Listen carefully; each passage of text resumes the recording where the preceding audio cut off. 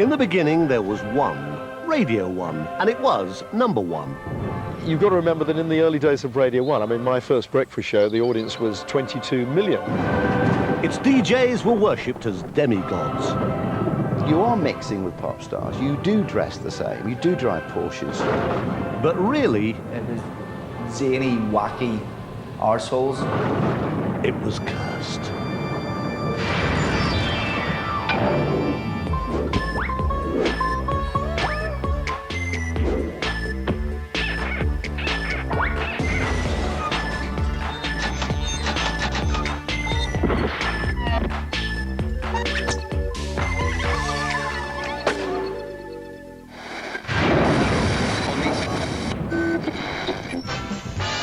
Radio 1, it was the best sound in Britain, the youth station, the nation's favourite.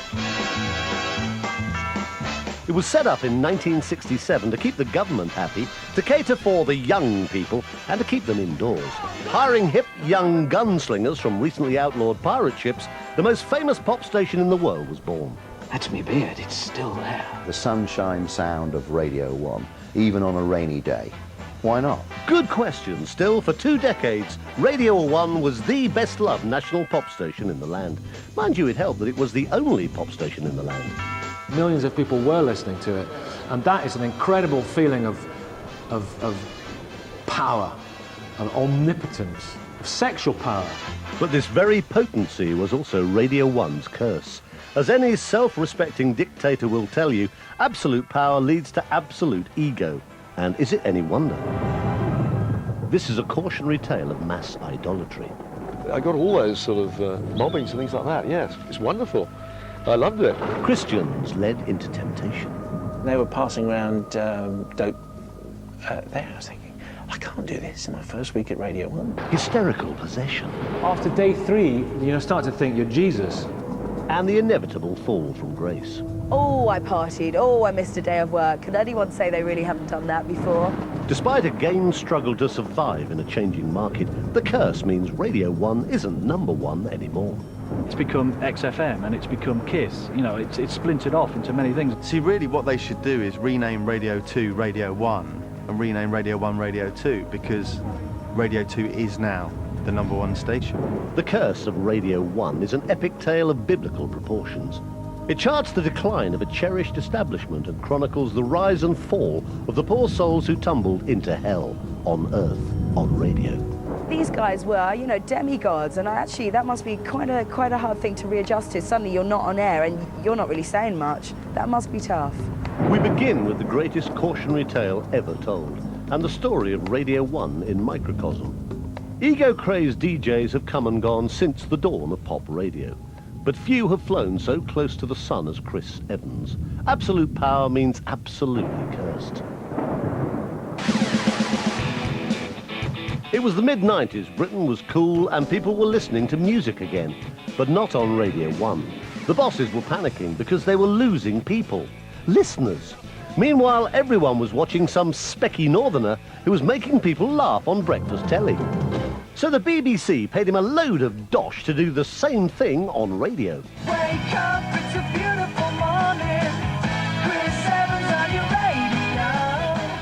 What Radio 1 didn't bargain for was an office full of Evans apostles and a DJ with ideas of his own. It's my show, I'm here now. It's BBC Radio 1 and we're on the air. We were all friends beforehand. It was kind of just an extension of our lives, you know. It was, in a way, sometimes like sitting in a pub with each other. Chris Evans just shone a complete light on Radio 1. When he joined, I think it gave everyone at the station a massive lift, you know, apart from the few bitter ones. Just calm down, I'll believe. The team around him were great, but Chris as an individual was a bit of a bully. Don't bring that kind of atmosphere and attitude into this happy studio, all right? Thank you very much. The timing of it was incredible, because there was a real cool Britannia feel around the country. There was Britpop emerging, bands like Oasis and Blur, and Evans really embodied that spirit of heavy drinking, partying, and that worked brilliantly for Radio 1. Chris's blend of risque humour was just the tonic that Radio 1 had been waiting for. Now, we know Hugh Grant will be listening to the show today because apparently we have heard that he does like to get up early every single morning. Ho ho! The red-headed Redeemer also preached sermons to the worshipping masses countrywide. Good morning, Weston-super-Mare! 35,000 people on the beach at Weston-super-Mare. I mean, that is a huge, you know, most bands don't play to that size of an audience, and I suspect nobody could hear anything past the third row, but it was wild. It was such a laugh, wasn't it? It was so much fun. But dark forces were gathering. Chris had the congregation wrapped round his little finger, but not Radio 1's management. The undercurrent was they hated us. We did have the BBC by the balls because they were in such a state that we could dictate what we wanted to do, and they really didn't like that. Chris started to believe he was a DJ deity, but the curse was lurking, and the sin of pride was about to bring his career at Radio 1 crashing down. We were broadcasting from a local BBC station in Inverness. They already really hated us by the time we got there. There was a DJ called Titch McClooey. McClooey? McClooey, who was a local hero. We're live in London with the programme this morning, right through till 10 o'clock. On the show, all sorts of things are going to be happening. We're going to be chatting. I've been at Murray Firth for 22 years now, I think, and I've probably done the breakfast show for about 15 of them.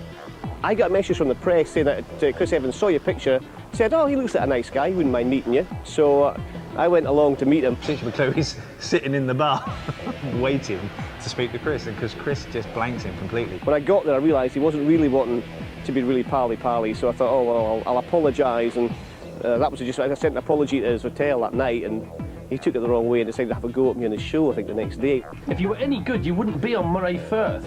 What is it called? Murray Firth. Murray Firth. You wouldn't be on that station. So don't consider for one moment we even do the same job. See, Titch, the thing is, you know, we are in the same game. I suppose we're on the radio together, but that's where it is. That's as far as it goes, isn't it? That's life. That's the way it is. We're successful. You're not. I'm sure what he was doing was in the context of his show, and I think it went a wee bit over the top. The inevitable press backlash kicked in, and as Chris's ginger head was being inflated by the curse, the pressures of being the most famous person in the country started to show. He probably didn't help himself by those drinking binges that went on, but that was just a way of dealing with it, I suppose, as well. This is the beginning of the end, because what happens now is it's 25 to 5, and this is the first drink of the evening session. Not the programme, not the radio programme, the actual event. Chris is great fun to be around. Yeah. And at that time, it was Party UK. There's no two ways about it. We all went out to a casino and finished off drinking probably at about 4 in the morning. We were up again at 5 and had to be on air, I think about 6, 7-ish. But we decided to revive ourselves by drinking copious amounts of champagne. Mitch, I can't believe you're putting a cat on me. Getting up at 4 o'clock, it's not early, it's the middle of the night. And after a period of time, it really does start to affect you. It affects your body clock. You feel like you're permanently jet-lagged. I mean, you could see him, you know, becoming more and more exhausted. He was knackered, he was ill. Then suddenly it was all over. Chris asked his boss, Matthew Bannister, for Fridays off to devote more time to his TV show. What I wanted to do was have a nice day on a Friday, do my TV show, get into work about 11 o'clock. Apparently that's not good enough, so we've got to go. But we've got no choice, we're being forced out. I have a lot of time for Matthew, we all do, and we really like him a lot. And but I think his back was against the wall, there was no question about that. I think he's a good example of how Radio 1 doesn't accept prima donnas. You know what I mean? I want Friday off, my ratings are massive, we're not interested in ratings, you'll work as part of the team. No, I won't, okay, you can leave, you know? That was one of the greatest decisions Radio 1 ever took. So the lesson is, no man is bigger than one. Where did it all go wrong? Where it all went wrong before, Evans wasn't the first to experience the total power of one.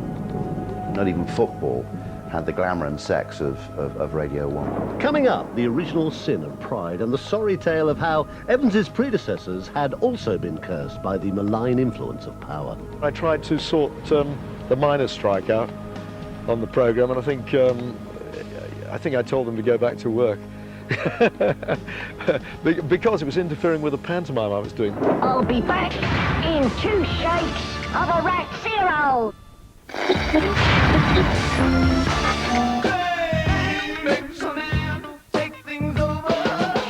Before the days of Heat and Hello Magazine, there were only 22 famous people in England, and Radio 1 had 5 of them. It was a garden of paradise, place where a new breed of creature, the disc jockey, was free to roam and cultivate its megastar status. In those days, everybody you listened to on Radio 1 was a celebrity. They were household names. You could go anywhere in the street and say, do you know who Simon Bates is? Or do you know who DLT is? And people would say yes. We were all sort of brands within a brand. We did exactly what it said on the tin, as it were. You want madness, you got Kenny. You want sincerity, you got Batesy. Now that the word cancer has become acceptable. Wackiness, DLT's your man. 4, 3, 2, 1. But for good old-fashioned corniness, there was no one quite like Tony. We've just heard that police are on the lookout for a gang of thieves that broke into a lady's hairdresser's and stole 400 wigs late last night. A spokesman for the salon said, hair today, gone tomorrow. Wide-eyed and innocent, Sir Tony of Blackburn was the sacrificial virgin of the curse. Radio 1, go. The voice of Radio 1. The first DJ to broadcast on Radio 1. Music. Naturally, under the supervision of a responsible adult. And good morning, everyone. Welcome to the exciting new sound of Radio 1. Here we go. Tony shared his love of Cliff with the housewives of the nation. They, in turn, loved him back. There was one personal appearance I did when I opened up a supermarket, and there were so many people, the windows of the supermarket smashed, and I was just asked to leave. They ushered me through the supermarket and out into the car, and that was it. So yes, I got all those sort of mobbings and things like that, yes. It's wonderful. I loved it. Radio moved on from supermarkets to road shows, mass seaside rallies where we could meet our new gods of fun in the sun. It was a bit like being in the circus. When the wagons hit town, we like all get into town together. There was this great feeling. It's almost like, you know, the tanks rolling in. We're off to Newquay in 3 3/4 minutes' time to join Noel Edmonds for the Radio 1 Roadshow. The Radio 1 Roadshow was what people did at the seaside in Britain before they knew where abroad was. There were only 3 channels on television, and if you lived in Minehead, there wasn't much else to do. The Radio 1 Roadshow. Radio 1 on the road. You were getting visited by this kind of weird sense, weird royalty. If the Radio 1 Roadshow came to your area, you had to be there. It was your chance to see these huge, big-name stars like Jimmy Savile and Dave Lee Travis. Right, coming up to 9 minutes before 12 o'clock on 247 National Radio 1, and here come the jingle. At its simplest, it was a man playing records in a box on the beach. Right, and the roadshow from Tenby, here we are, and There is something fundamentally fascinating about it. Having these strange figures you usually only hear come out and bring you music, introduce it. They're there in the flesh, and they're introducing Gary Glitter and the Bay City Rollers. Let's give a great Radio 1 roadshow welcome to the Wurzels! Ooh-ah! And I think it was undeniably exciting and would create absolute hysteria.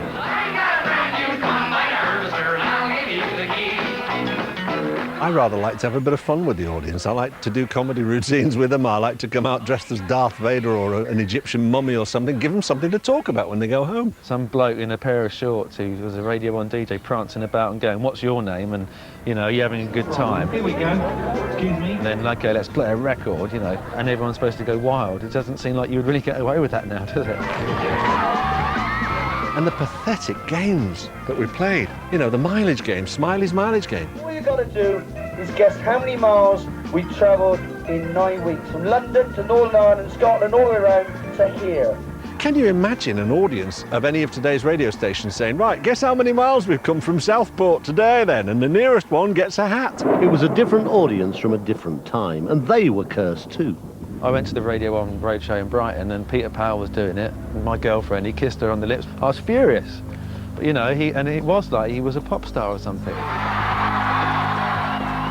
can always tell if somebody had come back from their week on the roadshow because they had a manic look in their eyes, and they kind of yeah, hi, how are you? Yeah, great, yeah, okay, yeah. It was a bit like that. And The reason for that is that you get up in the morning, you go to the show, you go on stage, you have 30,000, 40,000 people screaming at you for an hour and a half. And you're winding them up to a frenzy, and you get in the car, you drive to the next venue, you have dinner with the crew, you get pissed, you go to bed, you get up, same thing again. And that was for 5 days. And so after day 3, you start to think you're Jesus. Yes, the curse was playing tricks on this playful, frolicking breed, letting fame go straight to their soft DJ heads. You are being treated like a pop star. You do dress the same. You do drive Porsches, Ferraris, live in nice flats, go to all the right places. So you don't set out to act like one, you just get treated like one. In Blackpool, I remember, for instance, I walked on the stage. I thought, I'll tell you what, I'll do what Freddie Mercury used to do, and let's see what response I get. So I'm just going to go on the stage, in the middle of the stage, after I've been introduced, I'm just going to put my hands up like that. And we're just going to see what's going to happen. And that's exactly what I did. And for about 3 or 4 minutes, 3,000 kids went nuts.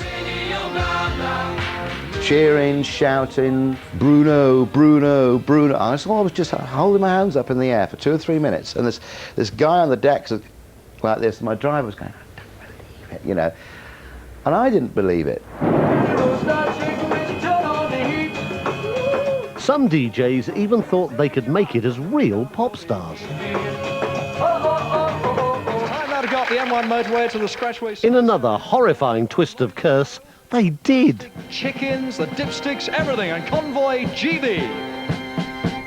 It was a foggy day on the 6th of May in a Scammell Hall in Bricks. It was just cracking dawn and I started to yawn because I couldn't find any nice chicks. I tried Newport, Pagnell, Toddington, and even Watford Gap. But after so many eggs, chips, sausage and beans, what I really needed was a nap.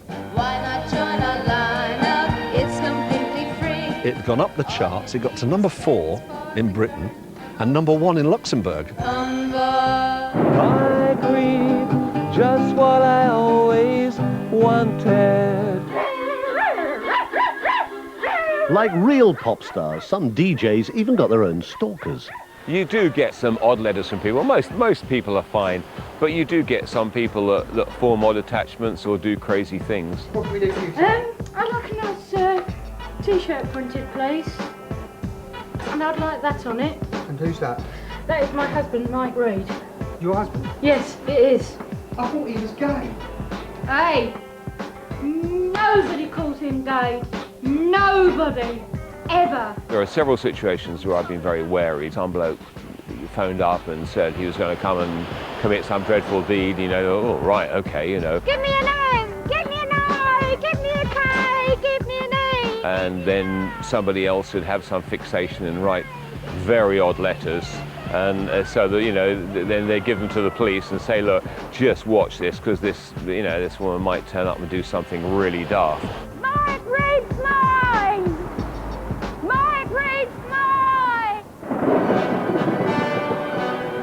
But as we've seen with Sam and Dave, Blur and Oasis, Rene and Renato, pop idolatry brings with it its own curse, the curse of rivalry. Johnny Beerling, who ran Radio 1 for many years, used to like to call it a family. And in some ways it was a family, because they all hated each other. John loathed Tony. He's like a totally created person, you know, sort of, it's jollity and friendliness of the flick of a switch, you know. You often wonder if he goes to the loo. Tony detested Noel. When I got married and Noel Edmonds took my programme over, I didn't like that very much, no. We weren't very friendly for a time. Doing anything exciting over the weekend? Well, I'm going down to Shirley in Southampton, in actual fact. You doing anything? No, nothing at all. No, I'm going to stay in the studio and wait for Monday to come round. Terribly boring for you. And nobody likes signs. He's big. He's bad. He's Bates. Morning, loves. Bates was, he was kind of the queen bee. And I would probably say that I was a first-year underling who was, you know, to all intents and purposes there to be bullied. And, you know, it didn't do me any harm. Do you mind if I don't talk about Simon Bates? In fact, he sued me. Yeah. Steve Wright in the afternoon. All right, now, just after 2 o'clock now, today have we got a lot of stuff for you. By the mid-80s, it seemed only one man was escaping the curse. He introduced a whole new style of radio, taking wackiness into the realms of actual comedy. He was really clever, and he introduced a whole new way of radio and a format to the UK. The format was called Zoo and involved comedy characters. Hello, it's Mr. Man here. Yes, yes, yes, yes, yes, yes, yes. Celeb impersonations. A lot of people still remember the David Bowie, and all I used to say was, "Tell me what the time is. What's the temperature today, Steve?" And all hell breaking loose in the studio.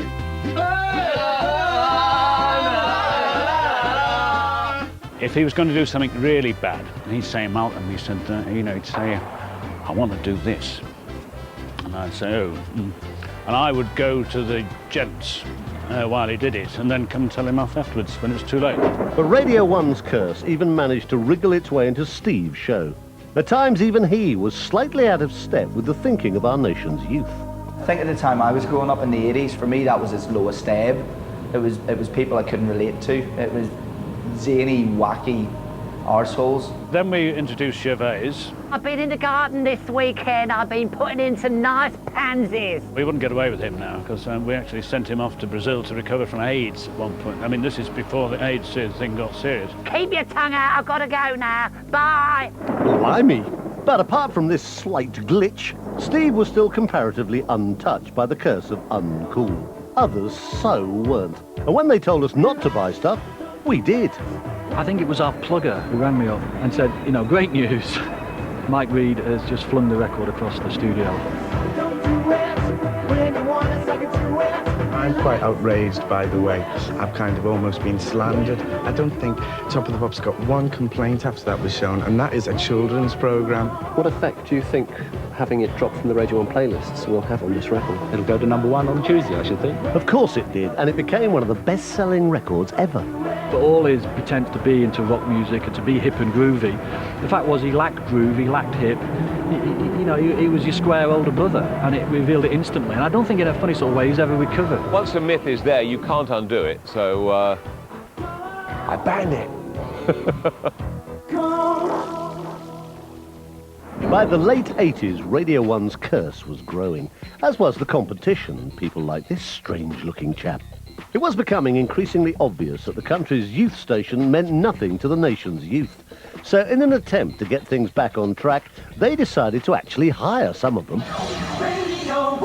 Right, well, let's break away from the tired old rock establishment. I think they took me on because I was Scottish. I think they wanted to broaden their ethnic remit a little bit.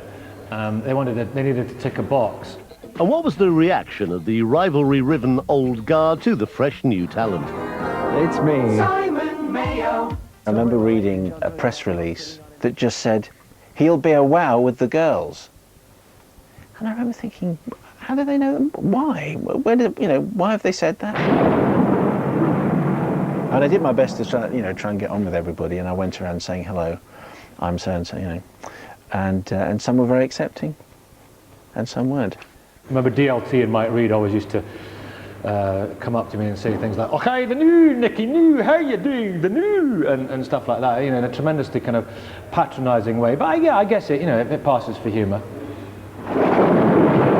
As the 80s became the 90s, BBC Radio 1 was being satirised by BBC Television.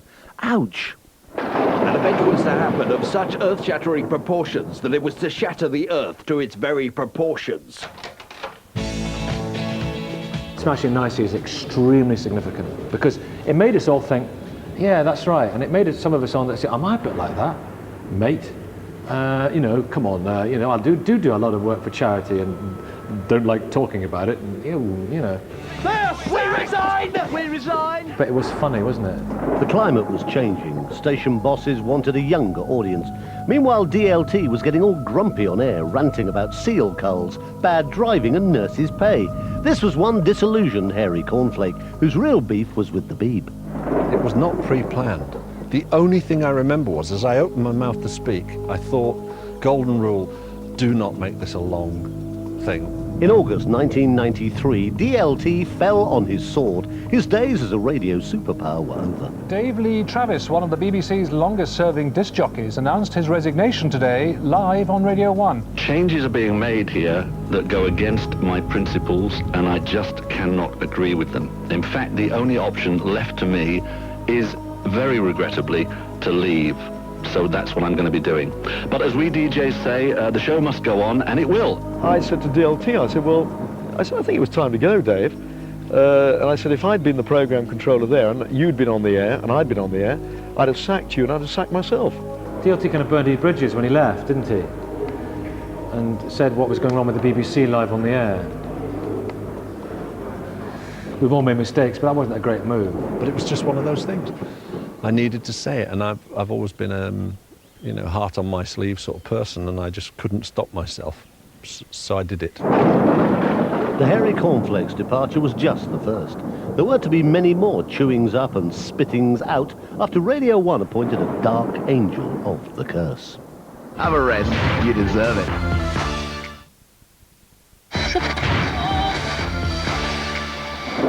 By the beginning of the 1990s, Radio 1 had seen many changes affect its fortunes. Young people were different. Pop music was different. And for the first time in its history, it no longer had a monopoly. One needed to stay one, and a new dark angel was summoned. Johnny Beerling used to say, ratings by day, reputation by night. That wasn't good enough. I had been there since it began in, 1967, and I wasn't the right person to change it. I was becoming a dinosaur too, in that sense. Matthew Bannister was appointed Grim Reaper of the airwaves. He had a tough task ahead of him. People often say that Matthew went in and sacked lots of people. In fact, that's not true. Matthew went in actually a rather delicate way and said some very nice and very encouraging things to lots of people. But of course, by saying, I think we need to change at all, he put the wind up some of the older and tired names who thought, oh, wait a minute, my time is nigh. I honestly believe that a lot of the names at Radio 1 believed it wouldn't happen to them because of who they were. First out the door was Simon Bates. 16 years is a long time. I mean, I don't know what happens at the BBC after you work that long on one show. Presumably you get a carriage clock. Maybe there's a testimonial roadshow or something like that. Do you feel you were pushed out? No. I resigned 5 months ago to Johnny Beerling, the previous controller. Right. OK, Thank you very thanks much. a lot. See ya, Simon. The nation's favourite was filled with other old DJs, and this was its curse, or so they thought. They'd lost track of actually who they were broadcasting to, and the fact that youth culture had moved on. It wasn't just white and male, it was middle-aged and naff. I think in the beginning, we all thought they were just getting rid of the really old guys. I mean, the guys have been there since 1974 or something. And then bit by bit, they chewed their way through. Then it was Bruno's turn. His demise encapsulated the typical DJ exit. Did he jump or was he pushed? I remember an instance when Bruno Brooks's contract wasn't renewed, and we weren't going to sort of shout about this. We were going to sort of try and let it happen quietly. The kind of conversations that I regularly had are along the lines of, I think time's up. Would you like to go quietly, or shall we announce that we don't think you're good enough? And most DJs, given that kind of option, will say, I'll walk. Matthew Bannister and I had a meeting and decided that even though I had another 12-month contract at Radio 1, it was probably the time to move on. Till 5:30. Steve Wright in the afternoon. Good afternoon, Great Britain. It's just after 3 o'clock. It's Wednesday afternoon. One old face was still untouchable. The genuinely wacky, genuinely zany Steve Wright still had mass appeal, and he was given the coveted breakfast show. He was supposed to be Radio 1's secret weapon against the curse of falling ratings, but the curse responded with a wicked backlash. Steve Wright's departure was a really astonishing moment because we did not see it coming. He rang Matthew and myself and said he wanted to see us. And I think Matthew probably felt as I did, that it was probably another kind of Steve moment and that there would be some little thing that needed to be done about the air conditioning or something. And he just came in with these 2 letters saying, that's it, I'm off. I remember when Steve Wright left Radio 1, I was working for Piers Morgan at News of the World, and Piers put round a global email to the whole office saying, Steve Wright has quit. And there was a bit of a buzz around the office. It was front page of The Sun the next day. I just can't imagine that happening now. But it wasn't a total bloodbath. Some exits were more civilised. I was made redundant. Most people would clear your desk by midday. They gave me a golden retriever as a redundancy present. The curse didn't just strike aging DJs, the knives were also out for aging pop stars. The best thing that happened to us was the Status Quo affair, as it became known, which is terribly funny. They had put out a record which was, I think, by any statistical definition, no good at all, and we decided not to play it. So they announced that they would have a press conference across the road from Broadcasting House in the Langham. Status quo outside the enemy camp this morning, the BBC's Broadcasting House. In an unprecedented move in the pop world, they've put down their guitars to take up a legal battle to get their records played on the nation's best-known radio station. Music is for everybody, and there's room for everybody. Sure there is. What was great about this was, if we needed anything, it was to be seen to be attacking those kind of dinosaur bands. It was just what we needed.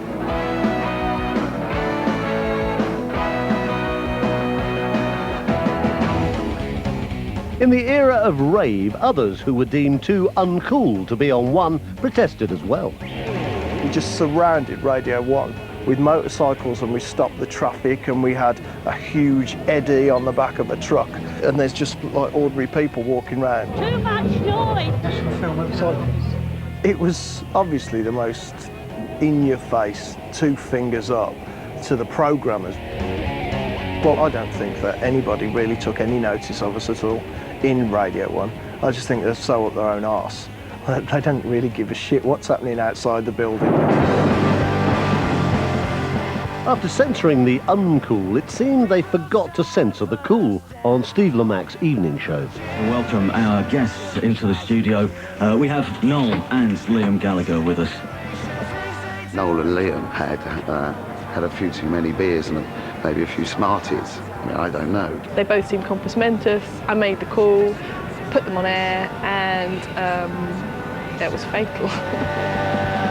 Why don't y'all faint away? Sort of fight, right? Primrose Hill, Saturday morning, 12 o'clock, I will beat the fucking living daylight shit out of them, right? I'll still give him a steak pie at the end of it, right? So to answer your question, yes, we have been to America. That goes for George, right?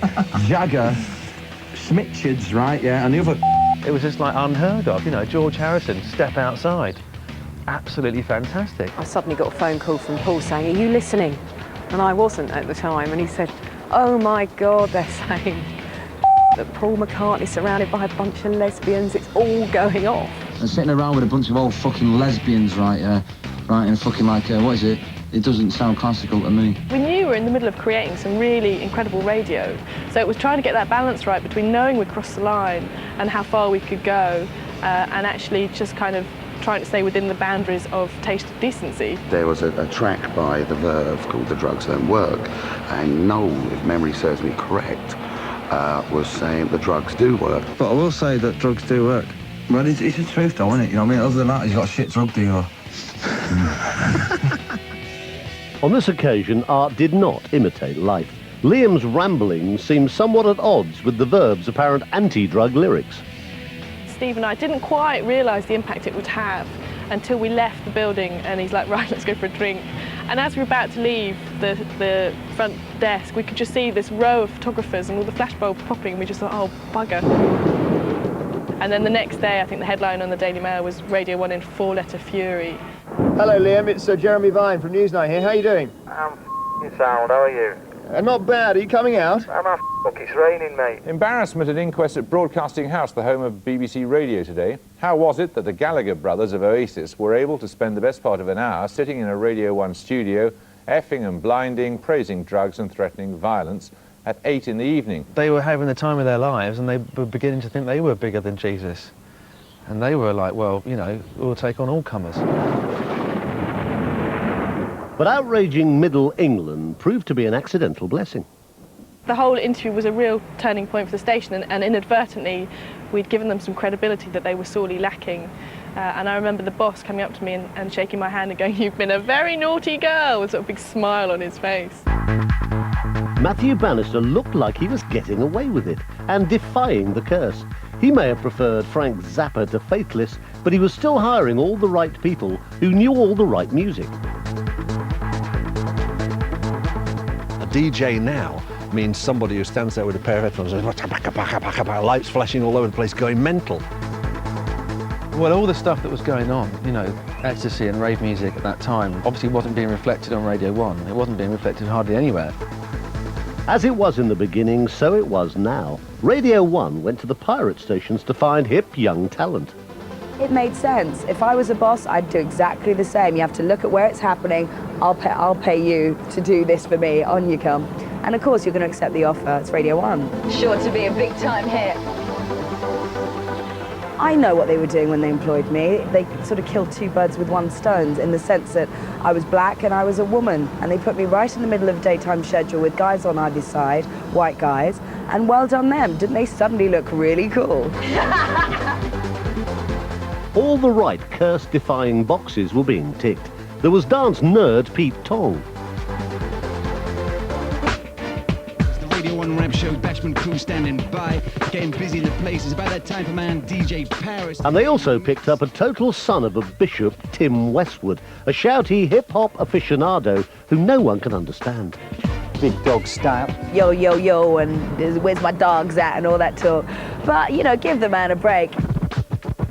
If you're the son of a vicar and you want to come across like Tupac Shakur, then, you know, there's something amusing about that. But, you know, ask Jay-Z if Tim Westwood's funny. You know, Jay-Z is the biggest thing since Frank Sinatra in America, and, you know, basically he thinks that Tim Westwood's really cool. The beats and rhymes and bassline with me, Tim Westwood. While Mike Reed had strange stalkers, Westwood had to face a new, deadlier strain of curse, men with guns. He was proper struck down in his fat car in 1999. Suddenly he was for real. How valid we thought it was, the fact that he got on with these guys and hung out with them and got shot. Well, you know, enough, that's, okay, we'll go with you, you know. Then you must mean it, and then you live it. That's all from me, Westwood, here at the Radio 1 Rap Show. We out. Respect. They even had a disco granny in the form of Annie Nightingale, who'd been raving since 1970, kind of. When I'd worked with her as a producer, her big faves were Duran Duran and the Police. And I went away to television for a few years and came back to radio, and suddenly she was all trance and acid house and woo, and I don't go to bed until 6 in the morning. Annie's just amazing, and her capacity and her stamina. Sometimes she'd sort of swan into the office, she'd had 2 hours sleep, she looked incredible, she was wearing the most outrageous outfits, and all the girls would just be going, yeah, because we're like half her age and just can't even keep up. I think we can all work out why. Also, part of the new uncursed regime was the sadly now departed John Peel, whose credibility continued to ring through the ages. And that's the end of tonight's programme, on which you heard the Desperate Bicycles, the Slits, the Mekons, Alternative TV, the UK Subs and Sham 69. More of the same unpleasant and disorientating racket on tomorrow night's programme. Until then, from me, John Peel, good night and good riddance. It was official, Radio 1 was cool. They had sweary pop stars. Fucking lesbians, right, yeah. DJs living it for real. Big dog style. And old folks who were down with the kids. Good riddance. They were so cool that DJs were even forgetting to go on air. I think Lisa Anson could have been one of the biggest radio stars at Radio 1, but then Ibiza happened. We're going to Ibiza. I definitely do remember quite a bit of it. Well, the flight out. I went out, my first time to the White Isle. Lisa, lovely girl. Had some good times with her. I went out and partied. We're going to Ibiza. It'd been a rather indulgent weekend, as is the spirit of Ibiza. You don't go there just to get a suntan. And of course, I just got all that caught up, and yeah, I just go to bed now, a bit tired. Her producer and I decided to go and check her bedroom just to see maybe she'd overslept. So we got there, knocked on the door, no answer. We then opened the door and her bed was actually unslept in. I've never missed a day off work, but it happened. I ended up missing half my show, and by then it was like, well, you've missed it. Her producer goes off in a car to try and find Lisa Anson. And the story goes that he manages to overtake a car, flag down Lisa Anson in this car, and say, "Where do you think you've been? You've missed your show. Emma B's on." And Lisa goes, "Oh, that's so nice of Emma. That's really nice of her." Suddenly, Radio 1's campaign of cool was starting to feel the heat of another curse. The curse of being a national institution. Lisa got the boot. I just felt that I got a very overbearing reaction to something, you know, that was, you know, a naughty thing to do, but hey, it's something that most of us have done. I think, personally, they should have given her another chance. I mean, at the end of the day, it was one show. Have I been back there? Absolutely not. That place put the fear into me. We're going to Ibiza.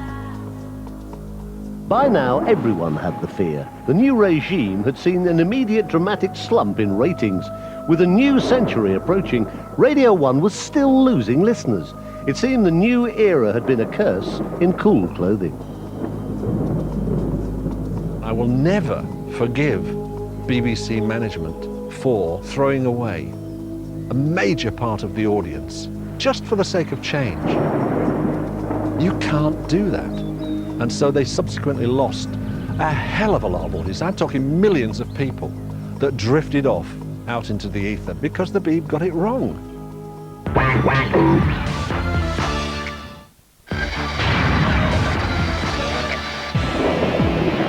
By the late 90s, the curse of Radio 1 had really kicked in. Chris Evans had temporarily managed to stem ratings' free fall, but we all know what happened to him. Ironic Northerners couldn't stop the plummeting figures, and Radio 1 was fast becoming a big number 2. Time to tap into the spirit of the age. Lads who were girls, or vice versa, or something. Radio 1 were becoming increasingly aware of tabloid newspapers and how they needed to really get into the public psyche. So I think they needed to go for somebody glamorous and female. So they chose Zoe Ball.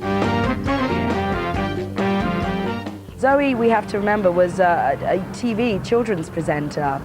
So you kind of, even if you wanted, couldn't really express your true personality. You have to be really clean-cut and very nice and no profanities out of your mouth. And, you know, I wash every day and, you know, I wear really nice dresses. That's the image. Radio 1 sexed up Zoe. The ladette was born, someone who young girls could aspire to and young boys could perspire to. At the time, she lived near me in Hampstead. And you often see her down the offie getting the Jack Daniels in, the bottles of champagne and so on. And she was riding high, and it was great. There's a classic picture of her with a cowboy hat and a bottle of Jack walking out her front door. You know, you don't do that. Then she got off with a real DJ, and Radio 1's cred went through the roof. I think it was an absolute dream for Radio 1 landing Zoe. She's attractive, she's fun, she'll get column inches in the newspapers, and then she became an even hotter property when she started going out with Fatboy Slim, the #1 DJ in Britain. I had a mental time last night. I got taken out by Norman Cook and friends. Although I can't remember very much about it, it's a night I will never forget. He rocks. Celebrities from the world of show business are attending a party to mark the wedding of the Radio 1 disc jockey Zoe Ball and Norman Cook. ZB had joined the esteemed ranks of the Radio 1 greats, from the D to the L to the T. But when you're #1, there's a price to pay. I mean, if you're going to have the breakfast show on Radio 1, which is the prime spot, yeah, you do have to live your life in a goldfish bowl. It's just evil, the fact that the media will just be on your everyday case, whether it's sort of taking pictures of you when you've just left the studio. It's 9 o'clock in the morning, for crying out loud. Of course you're not going to put high heels and a dress on. And of course they wouldn't do that to a guy. It's very much a sort of, oh, you're a woman, where's your outfit? You should be looking prettier than that, which is outrageous. I think a theme that develops with breakfast show hosts is that it is an extremely hard job to do, certainly when you're trying to hold down some kind of relationship or motherhood even. The curse reared its ugly head again. Reed had been stalked, Westwood had been shot, and so was Zoe. Without her permission, and topless, she quit. With the curse snapping at their ratings, one bosses went for a clone of Ball, Cox, her best mate. Not very many people get to be that famous and still retain that sense that you could bump into her in a pub, have a laugh with her, you know, maybe even get off with her if you were lucky.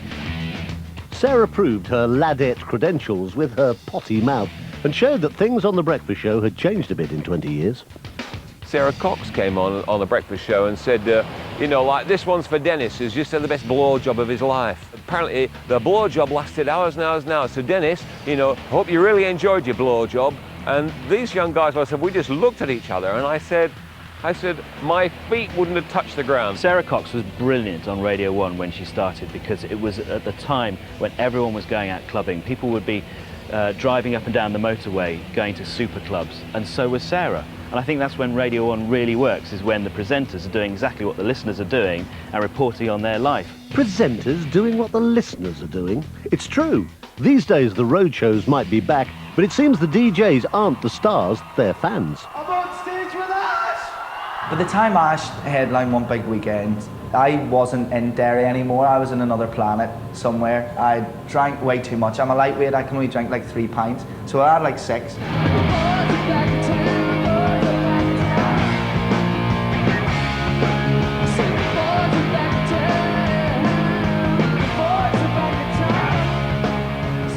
So I think I ended up singing on stage and snogging Tim. The bands don't mime anymore. And imagine DLT doing this to Mark Knopfler.